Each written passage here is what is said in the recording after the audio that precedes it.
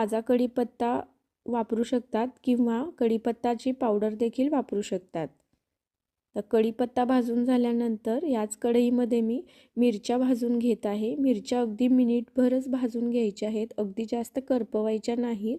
मिरच्या भाजल्यामुळे मिरच्यांचा हलकासा जो कच्चेपणा असतो तो नाहीसा होतो आणि आपल्या मसाल्याला टेस्ट छान येते। त्यामुळे इथे मी मिरच्या देखील हलक्याशा भाजून घेतलेल्या आहेत। तर मिरच्या भाजण्यापूर्वी उन्हामध्ये वाळवून घ्यायच्या आहेत। आता हे जे सर्व घटक आहेत ते एका मी डिशमध्ये काढून घेतलेले आहेत। त्याच्यामध्ये हळद पावडर घालून घेतलेली आहे। इथे हळद पावडरऐवजी तुम्ही हळकुंड तेलामध्ये तळून घेऊ शकता आणि हिंग पावडर घेतलेली आहे। हिंग पावडरऐवजी देखील खडा हिंग तेलामध्ये तळून घेऊ शकता। आता हे जे सर्व घटक आहेत ते हलके गरम आहेत। आता ह्या ज्या पावडरी आहेत त्या मी ह्या घटकांमध्येच मिसळून घेत आहे, जेणेकरून ह्या पावडरी देखील हलक्याशा गरम होतील, जेणेकरून त्याच्यातील मॉइश्चर निघून जाईल। आता हे सर्व घटक पूर्णपणे थंड करून घेतलेले आहेत। हे थंड झालेले सर्व मसाले जे आहेत ते एका मिक्सरच्या भांड्यामध्ये मी काढून घेतलेले आहेत।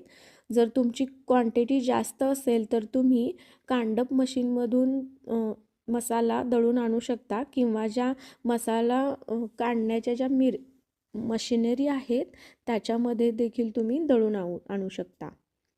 आता ह्याची आपल्याला फाईन पावडर करून घ्यायची आहे।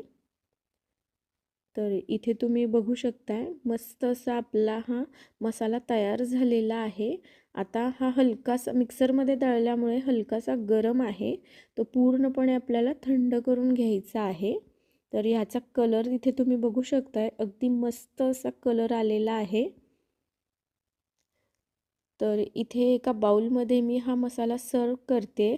तुम्ही हा मसाला स्टोअर करताना काचेच्या बरणीमध्ये किंवा एअरटाईट कंटेनर जे असतात ते उन्हामध्ये वाळवून घ्या आणि मग त्याच्यामध्ये हा मसाला स्टोअर करून ठेवा किंवा हा मसाला छोट्या छोट्या पॅकेट्समध्ये स्टोअर करून ठेवा। तर असा हा मसाला आपला तयार झालेला आहे। ज्यांना कोणाला मसाला बिझनेस स्टार्ट करायचा आहे त्यांच्यासाठी हा स्पेशल व्हिडिओ मी बनवलेला आहे। त्याचबरोबर अगदी घरच्या घरी जे मसाला बनवतात त्यांच्यासाठी देखील हा व्हिडिओ मी बनवलेला आहे। रेसिपी आवडल्यास व्हिडिओला लाईक करा, शेअर करा आणि तुमच्या जास्तीत जास्त मैत्रिणींसोबत किंवा नातेवाईकांसोबत हा व्हिडिओ शेअर करा आणि प्रियांकाज रेसिपी चॅनेलला नक्की सबस्क्राईब करा। भेटूयात अशाच